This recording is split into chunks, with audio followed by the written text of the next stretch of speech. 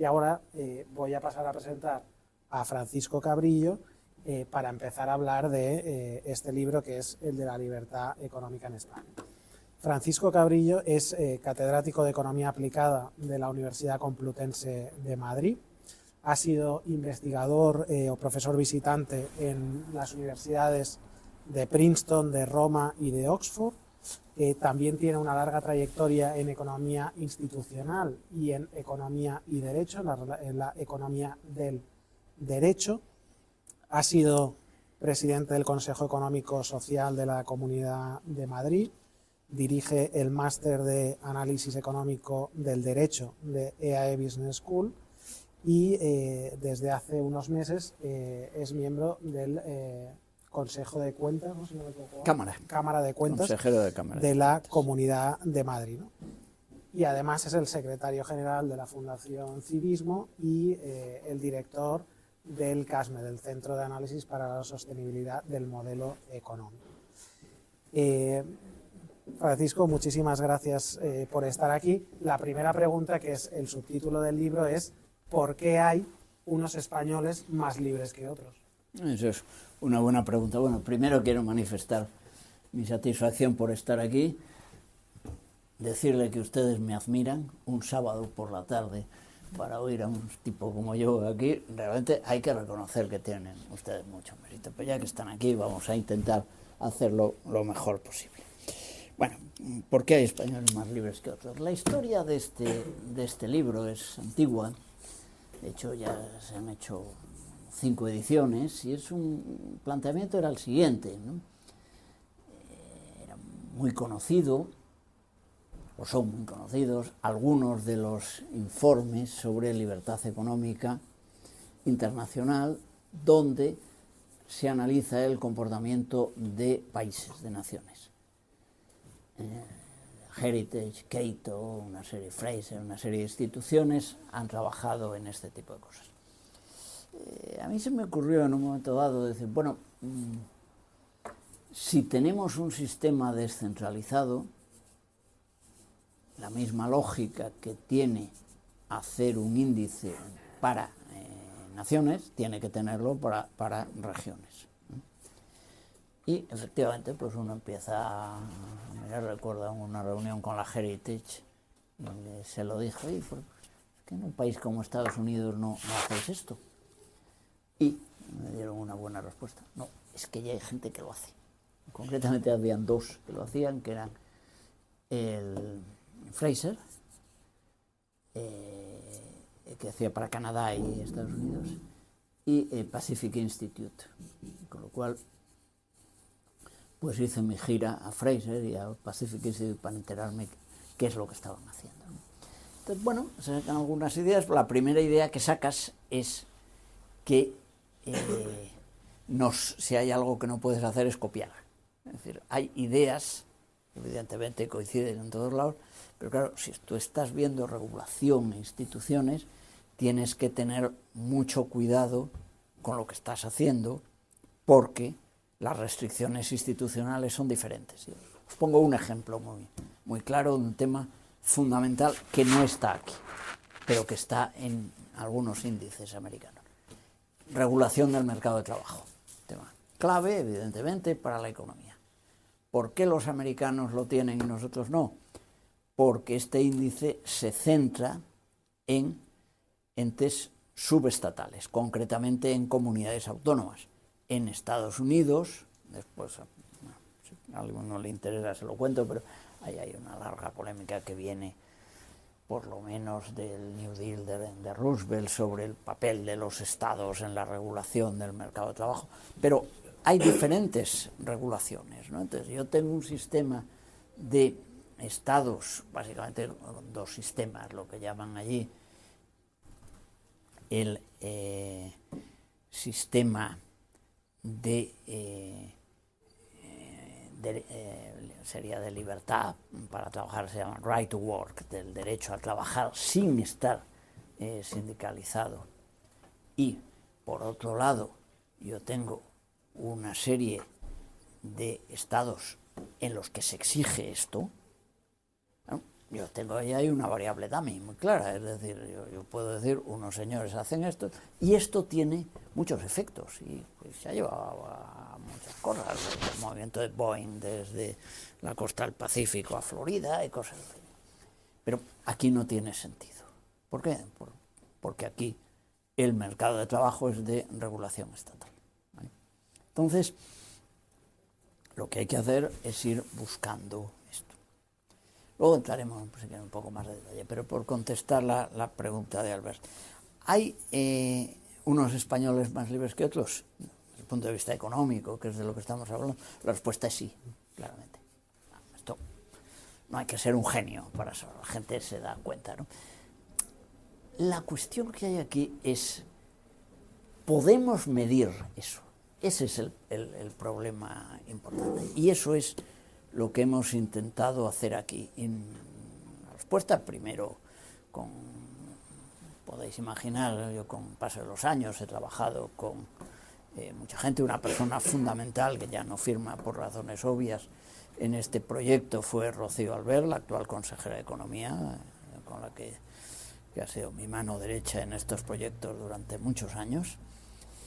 Ha sido un trabajo conjunto y entonces la idea es, ¿podemos medirlo?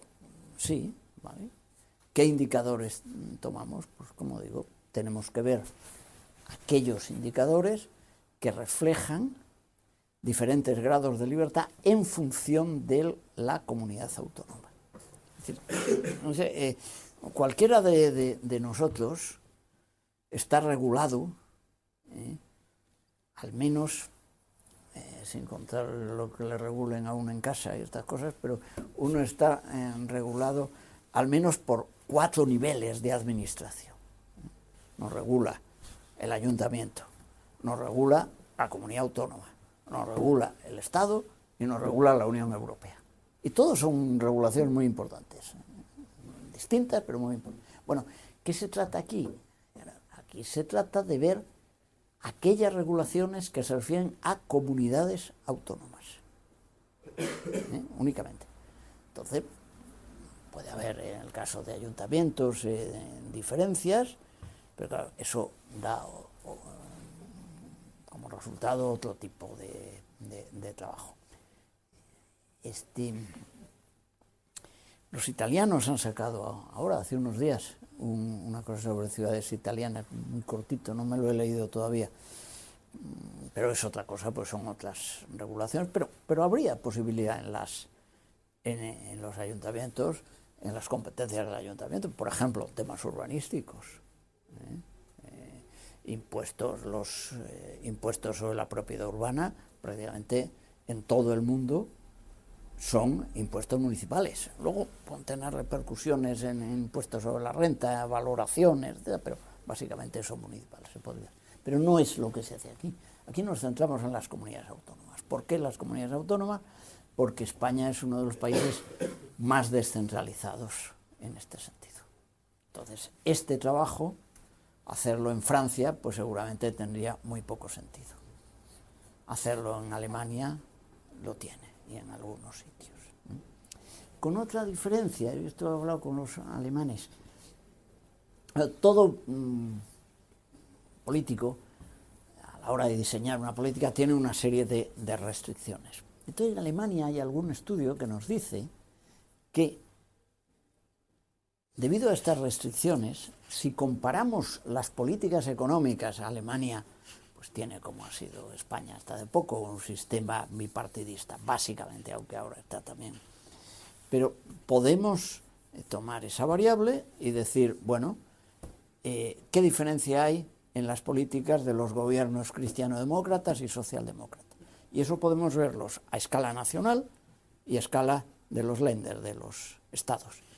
Bueno, lo que da el resultado es que las políticas son mucho más parecidas a escala nacional que entre los estados. ¿Cuál es lógico? Porque buena parte de la política macroeconómica tiene otra restricción de arriba, que es la europea. En el caso de los alemanes, además, son ellos los que últimamente no, pero tradicionalmente lo habían hecho, ¿no? Entonces, por las competencias de las comunidades autónomas, efectivamente puede haber muchas diferencias.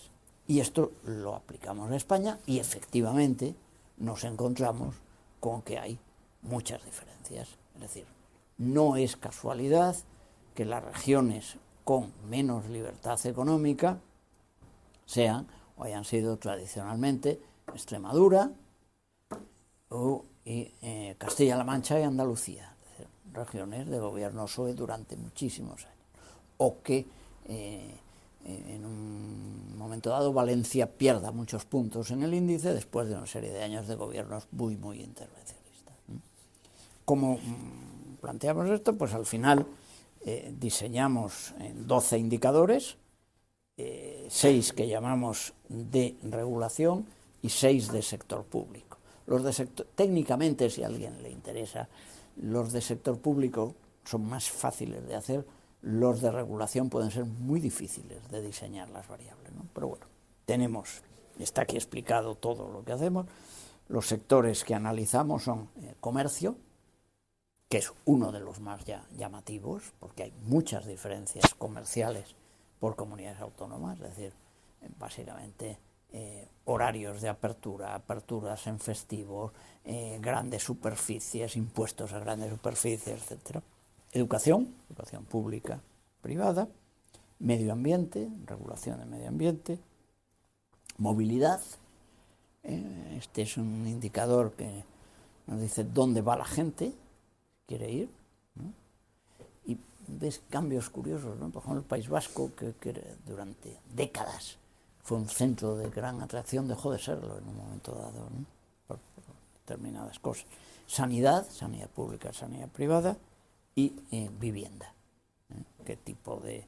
Dentro de cuidado de la comunidad autónoma, antes se ha hablado de ayuntamientos y, por ponerte un ejemplo, que a lo mejor habría que meterlo, hasta ahora no tenían, pero con la nueva ley esta del derecho a la vivienda se atribuye competencia a las comunidades autónomas, con lo cual igual encontramos ahí ya un criterio para introducir que no lo teníamos antes.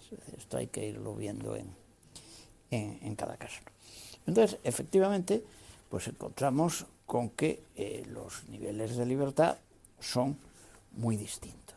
Y aquí sí que hay un argumento que me gustaría, lo he contado muchas veces y te miran con cara rara, pero hay un argumento falso. Es decir, aquí siempre ha salido Madrid como la región económica más libre. No en todas las variables, porque Madrid sale mal en algunas variables desde este punto de vista, pero sí en su conjunto, ¿no? Entonces,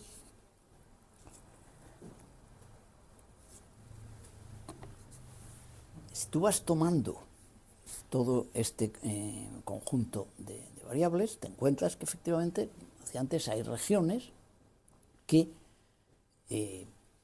quedan en mal lugar. ¿Por qué quedan en mal lugar?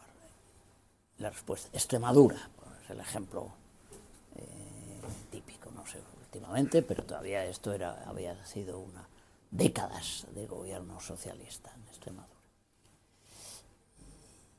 ¿Cuál es el argumento? Que lo seguimos utilizando, ¿no? Con toda esta cosa del gobierno nacional actual para suprimir la libertad fiscal y armonizar y este tipo de cosas.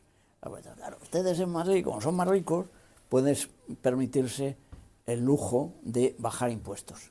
En Extremadura no podemos, porque como somos más pobres, tenemos que recaudar más para poder ofrecer servicios a la gente. Bueno, esto es falso. Esto es falso. Y esto, yo me estudié a fondo el caso norteamericano, y más bien se haga lo contrario. Es decir, en los índices de libertad económica norteamericana, el número 1 no es Nueva York, ni es Massachusetts, ni es California. Mejor puntuación tienen los estados del sur. Y los estados del sur, estoy hablando de Tennessee y Florida y las Carolinas. Bueno, Tennessee es la Extremadura de los americanos, ¿no? Son regiones relativamente atrasadas. Y sin embargo, ¿qué hacen? Utilizan esto como instrumento fiscal. Claro, el argumento que hay que decirle, oiga, mire usted, señor consejero extremeño, dice, vamos a ver, usted quiere que la gente invierta en Extremadura, usted tiene unas desventajas, es evidente, vale, está ahí. ¿Cómo puede arreglarlas? Hombre, evidentemente no diciéndole al señor, no, venga usted aquí. Eso sí, yo le voy a cobrar muchos más impuestos que en Madrid, pero venga usted a invertir a Badajoz. Claro, ¿qué ocurre? Que nadie va a Badajoz. Esto no es cierto, no hay una correlación. Incluso varía mucho en los Estados Unidos, es una variable difícil. En Nueva Inglaterra, que parece que es una región más o menos homogénea, ¿no? La gente, uno se encuentra con que New Hampshire es un estado mucho más libre que Massachusetts. ¿Por qué? Pues no lo sé. Bueno, en New Hampshire, si alguno lo conoce, todavía ponen en la matrícula aquello de live free or die, vivir libres o morir, es el lema del estado, ¿no? Pero no tiene sentido, y es un argumento que se está utilizando aquí en contra de la competencia fiscal, eso de decir que la competencia fiscal es que solo la pueden hacer los ricos. Eso es falso, y hay que decir que es falso, que en otros sitios no ocurre, y que más bien se puede utilizar la competencia fiscal para cambiar cosas. Y en Europa, vamos a ver, estamos hablando de niveles, pero lo mismo decían naciones, pero en Europa encontramos lo mismo. Vamos a ver, Irlanda, país perseguido básicamente por los alemanes y los franceses durante décadas, literalmente, para que suban sus impuestos, sobre todo de sociedades. Irlanda era uno de los países más pobres de Europa. Y ahora es de los más ricos y muy por encima del Reino Unido, ¿no? Es decir, este tipo de cosas puede funcionar. Hay otro ejemplo, no, ya me fui al sur, vamos al norte, ¿no? Asturias. Cuando salió esto me llamaron de Asturias. Oiga, que Asturias sale mal, y que no sé qué. Digo, vamos a ver, Asturias, que fue una de las regiones punteras de España durante determinadas épocas, es una región en claro camino del atraso. Y estamos en lo mismo. Es decir, oiga, es que si usted se va a establecer en Asturias, le van a meter a usted unos impuestos mucho mayores que si se mete en otro lado. Lo normal es que la gente no quiera invertir en Asturias, ¿no? En Galicia, que era tradicionalmente una región mucho más atrasada que Asturias, ha avanzado relativamente frente a Asturias. Claramente. Pero Asturias es que tiene unas puntuaciones en este último índice. Asturias se ha deteriorado. Asturias está en el penúltimo lugar, ¿no? Entonces, se pueden hacer cosas, ¿no? Y ahora, a ver, aquí nosotros decimos siempre buenos resultados, malos resultados. Pero parto de mi punto de vista. Buenos resultados es que la gente sea más libre, pero no nos engañemos. Hay gente que lo que desea es que nadie sea libre, ¿no? Entonces, pues me planteaban también, de esto te llaman mucho, oiga, pero aquí, ¿cómo es posible que nosotros quedemos tan mal y tal cuando hacemos tales cosas? Digo, hombre, pues a lo mejor es precisamente porque hacen ustedes tales cosas, ¿no? Y hay casos muy curiosos. Decía antes que Madrid claramente queda la primera, pero Madrid obtiene malas puntuaciones en algunos indicadores, y algunos que le pueden ustedes sorprender, como son vivienda y sanidad. ¿Qué significa? ¿Por qué digo que es mala puntuación? Porque en Madrid se hace mucha vivienda de protección oficial, y siempre se ha hecho. Yo trabajé hace años para la comunidad autónoma, y este fue un tema que me miré, ¿no? Y en Madrid hay mucha sanidad pública. O sea que encima las cosas que se meten con este gobierno, no sé qué, oiga, si es que estamos haciendo más vivienda de protección oficial y hay más sanidad pública que en otros sitios. Pero evidentemente esto la gente puede decir, magnífico que haya sanidad pública. En este índice puntúa mal, pero ustedes pueden leer. De modo que, ¿puede haber españoles más libres, menos? Sí. ¿Por casualidad? No. Es decir, todo tiene su explicación. Y claro, aquí lo que ocurre es que la política no cambia mucho de un año para otro. Estas son variables muy estables, ¿no? Por ejemplo, la sanidad, la educación privada. Bueno, esto lleva muchos años establecerlo, ¿no? Hay regiones que tienen el País Vasco tiene una gran tradición de educación privada, básicamente religiosa, ¿no? Pero Cataluña también tiene mucha tradición. Entonces, estas cosas se van marcando, ¿no? Pero hay otras cuestiones que evidentemente los gobiernos se pueden hacer y ya tenemos suficientes años de este índice para ver no solamente que unos sean más libres que otros, sino cómo han ido cambiando las cosas. Entonces, en este último índice yo diría que si hay que preocuparse, yo daría nombres de dólares. No es que Extremadura quede la peor, pero siempre queda peor, pero sí mencionaría Asturias y Valencia, que han tenido un retroceso muy significativo. Muchas gracias. No sé si hay alguna pregunta que más o menos hemos pasado ya los 25 minutos. Yo, por ejemplo, bueno, yo soy de Murcia, ¿no? Y Murcia es un caso curioso porque lleva más o menos 30 años gobernando el Partido Popular. Y no sé, a mí siempre me da la sensación que se podría avanzar más en el camino de Madrid, por preguntar, por un caso concreto. Estoy seguro, vamos, que se puede avanzar. Murcia ocupa un lugar, vamos a ver, de 17 comunidades autónomas, en nuestro índice está en la primera mitad, 1, 2, 3. Es la sexta. La sexta, y si miramos, a ver, y ha ido mejorando, porque en el índice, este es índice 2022, tuvimos unos años sin hacer el índice, luego la pandemia y tal complicó las cosas. En el 2015 ocupaba el puesto número 10, en 2013 el 4, o sea, ha oscilado más o menos, el 10 ha oscilado en torno a la mitad de la tabla, unas veces un poco por encima de todo. Ahora, ¿que se pueden hacer muchas cosas? Seguro. Y la siguiente cuestión es, oiga, que en Extremadura ya no gobierna el PSOE.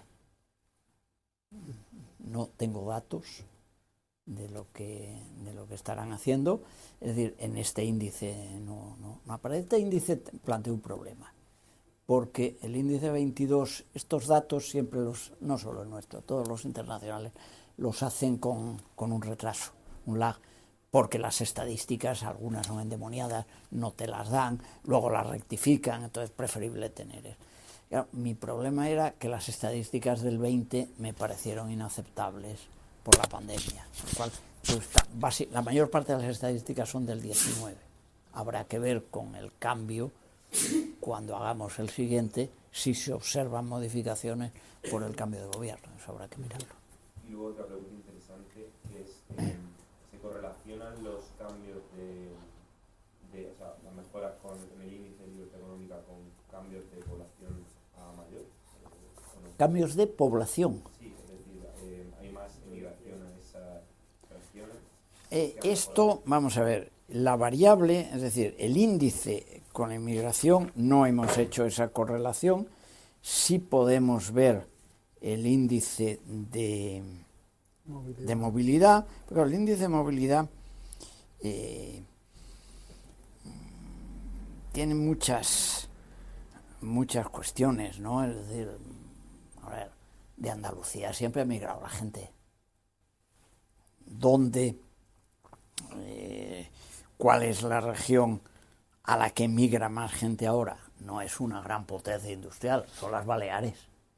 Y uno esperaría este tipo de cosas. Entonces, emigra mucha gente a Baleares, emigra mucha gente a Canarias, emigra mucha gente a Madrid, poca gente emigra a Galicia. Es decir, hay, cuidado, otra serie de cuestiones, evidentemente atrae, pero eso lo decimos aquí claramente, la gente no va a Baleares porque considere que es especialmente una región libre, ¿no? Hay otra serie de cuestiones. Sí, yo tengo una pregunta compuesta y es en relación al índice de libertad económica del Heritage Foundation. Si esta metodología de la libertad en España, ¿en qué se diferencia y en qué refleja, digamos, los criterios de la libertad económica mundial? Y la segunda parte sería, ¿por qué estoy preguntando esto? Porque, digamos que yo vengo fuera de Europa y siempre los argumentos siempre son Europa, siempre es Escandinavia, Francia, entonces, bueno, un poco Canadá a veces. Pero entonces quiero saber, la segunda parte sería, ¿por qué o sea, Escandinavia está siempre arriba en el top también de esa libertad económica, con altos impuestos y altas regulaciones en ciertos aspectos, o alto control estatal o alta influencia del Estado en la vida de las personas? Entonces, ¿cómo es ese modelo europeo? Si puede ser libre, si no puede ser libre con esos impuestos. No sé si me explico. Creo que sí, si no, no lo vemos. Bueno, el índice de Heritage. El índice de Heritage es un índice estatal, con lo cual hay variables que aquí no podemos tocar, ¿no? Lo que sí hemos sacado cosas, no es de esto, pero sí hemos sacado cosas sobre el papel de España en el índice estatal, ¿no? Y hay una cosa que puede ser preocupante. Si observamos los mejores resultados de España en el índice de Heritage o en cualquier otro índice internacional, resulta que lo que tenemos son variables que no controlamos nosotros. España queda bien en estabilidad de precios, política monetaria. Esto es anterior a la pandemia, pero bueno, con los Estados Unidos quedaron aún peor que nosotros. Pero España queda bien en estabilidad monetaria. ¿Por qué? Porque la política monetaria no se hace en España. España queda bien en libertad de comercio internacional, porque la regulación del comercio internacional no se hace en España. ¿En qué queda mal España? Número 1, mercado de trabajo. Eso se hace aquí. 2, impuestos. Y eso se hace aquí. O sea que aquí lo que estamos viendo, bueno, yo diría que hay puntos de filosofía en común, y nos hemos inspirado en muchas cosas, pero las variables son muy diferentes, lo que he dicho antes. Lo que hace un gobierno hoy, ¿en qué gasta ahora que la Comunidad Autónoma de Madrid va a presentar los presupuestos? ¿En qué gasta la Comunidad Autónoma de Madrid o la de Cataluña o cualquiera? Pues en cosas que están muy relacionadas con esto, por sus competencias, ¿no? Gasta en sanidad, educación, no gasta en pensiones, no tiene nada que ver con la inflación ni cosas de esto. Podríamos sacar algún dato, ¿no? Por ejemplo, ¿por qué? No he visto últimamente, pero durante mucho tiempo la subida de precios al por menor en el comercio en España, dentro de España, era menor en Madrid que en Cataluña. Y yo creo que la explicación es por la regulación del comercio, que esa sí es autonómica. Cataluña es mucho más restrictiva en la creación de grandes superficies, en horarios comerciales, etc. Y eso perjudica al usuario, ¿no? En lo que se refiere a Europa, bueno, usted lo que dice del Escandinavia ha cambiado mucho, ¿eh? Cuidado, el modelo sueco de impuestos altos en realidad ha sido así. El modelo sueco empieza cuando Escandinavia, que era una región pobre dentro de Europa, Suecia era relativamente pobre, no digamos Noruega, que era pobrísima, aunque ahora sea uno de los países más ricos. Cuando empieza su gran desarrollo económico, no son países de gran presión fiscal. El salto lo dan después, pero luego en buena medida retroceden en regulación. Es decir, los suecos tienen un sistema de bono escolar que me gustaría tenerlo aquí, por ejemplo, ¿no? ¿No que hay algo?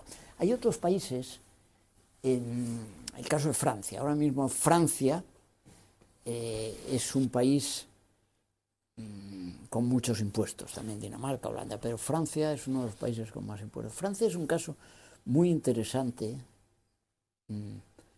de país que en general la idea es que o cambia o le va a ir mal en el futuro, ¿no? Yo ahora Francia lo conozco mejor porque como vivimos en un mundo internacional, pues mi hija vive en Francia, Con lo cual, yo ya conozco una Francia, creo que conozco Francia bastante bien desde niño, toda mi vida. Pero nunca había pasado allí temporadas, ni había visto los papeles, ni había ido al banco, ni había visto los trámites de reconocimiento de títulos de mi hija, y hablando con no sé qué, y la licencia, eso no lo había visto. Y claro, cuando lo ves, dices, esto es manifiestamente mejorable. Y Francia tiene mucha presión fiscal, ¿no? Tiene un problema en las últimas elecciones, pues, muy deprimentes. A ver, el grupo de Le Pen siempre ha tenido, esto lo he seguido, un programa económico poco coherente, en teórica defensa de la libertad de empresa y tal, en la práctica regulaciones, intervencionismos, proteccionismos, etc. Y este año seguía igual. Mi tesis es que no les votan por su programa económico, los votan por otras cosas, que también son problemas muy serios. Pero si uno se mira el programa económico del Frente Popular, del nuevo Frente Popular, el programa de Le Pen resulta hasta liberal, porque el programa del Frente Popular era una cosa disparatada, ¿no? Absolutamente,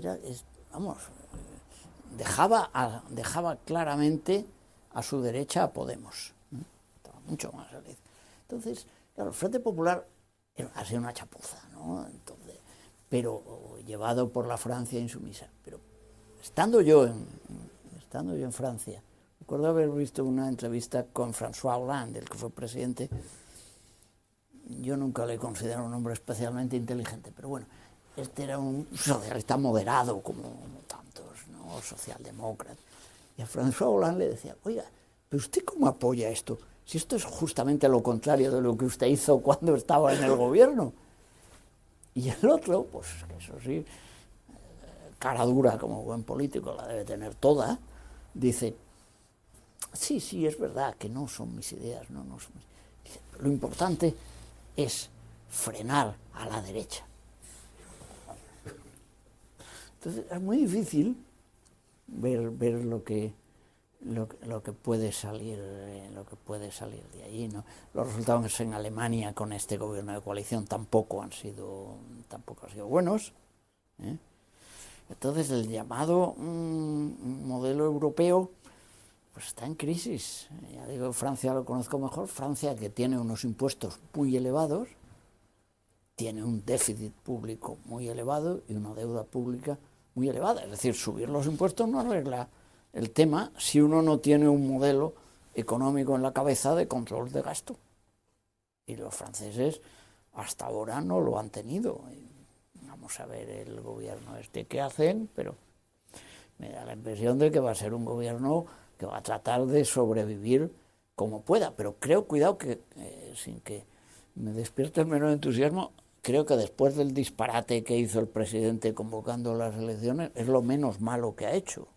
Porque cualquier otra cosa, pero bueno, es un señor respetado, centrista, descafeinado, tal, pero bueno, es presentable. Lo otro no era tan presentable, ¿no? Vale, pues lo vamos a dejar aquí. Muchísimas gracias y cualquier cosa que necesitéis. Muchas gracias.